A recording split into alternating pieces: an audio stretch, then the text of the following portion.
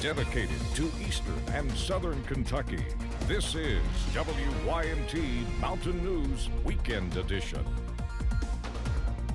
Good evening, I'm Amelia Lee. UK football is in the late stages of a very tightly contested football game against the #1 Georgia Bulldogs. WYMT's Armando Berry joins us with more on the exciting night game in Lexington. Armando? Thanks, Amelia. It's been an absolutely insane, exciting weekend for the Big Blue up in Lexington. The Cats came off the school's worst home loss to an unranked opponent since 2015, and they had a very daunting challenge hosting the #1 team in the country. But how did Kentucky respond coming in? By bringing the fight to the Bulldogs. It came down to the last minute. And now, as we're looking at our latest update here, UK looks like they're going to fall 13-12 with just a minute left in the fourth quarter. Jack Demler and I will recap this game and what it means to Kentucky's season morale-wise in just a few minutes on ARH Sports Overtime at 11:20 p.m. Amelia? Thank you, Armando. Today marks 1 week since the mass shooting that injured 5 people on Interstate 75. Tonight, the search continues for the man police say was responsible. 32-year-old Joseph Couch today. KSP says crews continued searching the Daniel Boone National Forest. Last night, KSP and other law enforcement provided additional security at high school football games in the region. Now, WYMT's RJ Johnson shares how the community is continuing to feel. Saturday marks 1 week since 5 people were injured in a mass shooting on I-75 in Laurel County. For Ethan Cottle, it brings back a lot of emotions. I was actually just, in the area and was hanging out with a buddy of mine, and next thing you know, there's somebody shooting, popping off shots on the highway. So, it's not really, it's just kind of crazy overall. It's kind of hard to believe that the way that that's the world is now. He says for the past week, it has been hard to wrap his mind around what happened. It's really just kind of, touch and go with that. It was kind of hard to believe. It seemed like it was not really real. It's something like somebody just playing a joke or something like that. And then it started getting, of course, the police reports started coming out and people are texting each other, hey, stay off the road, stuff like that. However, Cottle says he has been more aware of his surroundings ever since. Trying to do the best you can and make sure that you and your family's safe. You have to be cautious. You have that extra sense of fear that's kind of sitting with you. Because you don't know where he's at. You don't know if he's going to come out of the woods or if he's changing up positions. You don't know if he could be in Laurel County, Pulaski County. He could be anywhere, and you don't really know. Saying it is important to look out for one another as a community. In Laurel County, RJ Johnson, WYMT Mountain News. Political leaders have had their own reactions and responses regarding the shooting and communities impacted. On Thursday morning, Governor Andy Beshear came to Laurel County for the first time since the shooting occurred. Well, WYMT was able to speak with Kentucky Senator Rand Paul, who says this kind of evil is not okay. He hopes for a resolution for all of those impacted by the incident. But let's hope we can get a resolution so people can get back to normal. It's got to be hard, particularly if you live in that right in that rural area within a mile or two of where the shooting. I don't know how you can rest easy until he's found.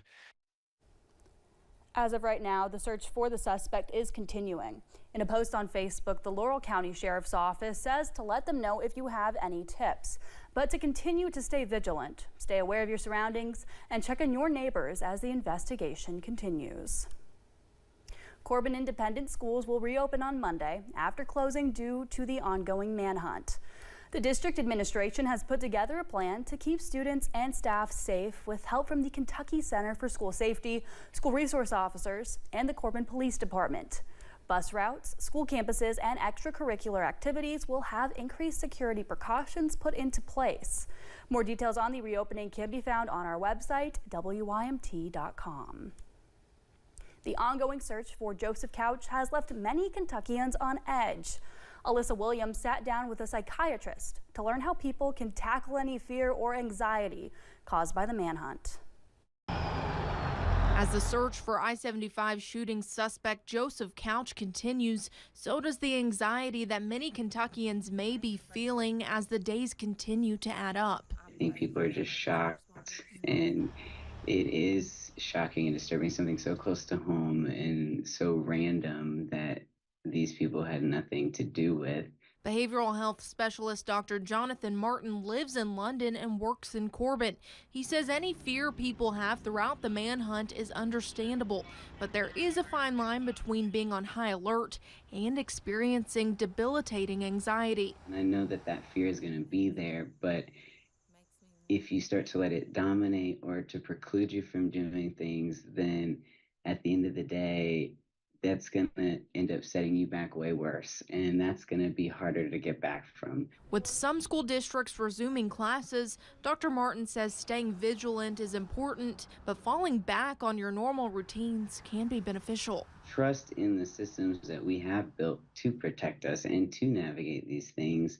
And so that way we can go about and do our day-to-day thing, which makes us feel more normal. And as London Mayor Randall Weddle has mentioned recently, it's important to avoid being sucked in by any misinformation that may circulate online.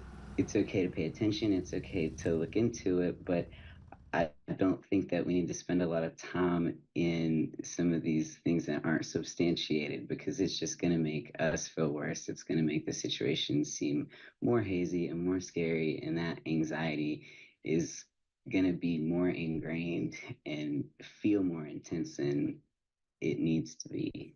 Alyssa Williams, WKYT. Dr. Martin says when it comes to information regarding the search, it is best to follow what law enforcement says, since they are the ones on the ground actively searching for Couch. Instead of a classroom, a Mount Juliet Middle School student in Tennessee was in police custody on Thursday morning. Her social media post earlier in the week caused significant concern, according to the Wilson County Sheriff's Office. The 8th grade student was arrested at her home. Investigators say she created a TikTok featuring a picture of the Georgia school shooter and threatened violence at her middle school and at Green Hill High School. Their statement was, "I done it to be funny." My response to that statement was, "You've caused a lot of panic, a lot of fear, a lot of anxiety around our community." I said, "You have students who have not been in school today because of what was sent out on the account that you made up." And I said, "That's serious." Officials say locking up guns and reminding kids online comments have real-world consequences are things parents can do to help. State data shows overdose deaths are trending down across Kentucky, but recovery advocates say they will not stop until the number of deaths drop to 0. Brightview Health hosted its 15th annual Community Recovery Rally.